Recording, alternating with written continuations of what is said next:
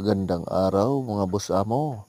Nandito na, nagpakita na yung labuyo dito sa manukan ko. Ito ay tawag sa probinsya namin ay ilahas. Ito na, lumapit na siya dito, papunta sa bahay. Yun, dito nakita ko na siya. Ayan o, batang bata pa. Sabi sa akin ng kaibigan ko, hindi raw mahuli-huli kasi hindi pa raw matapang. Ayan siya o. Yan. Yan parang labuyo par. Yan. Bata pa yan kaya hindi mahuli-huli. Ito yung aking munting manukan. Pinapasok niya.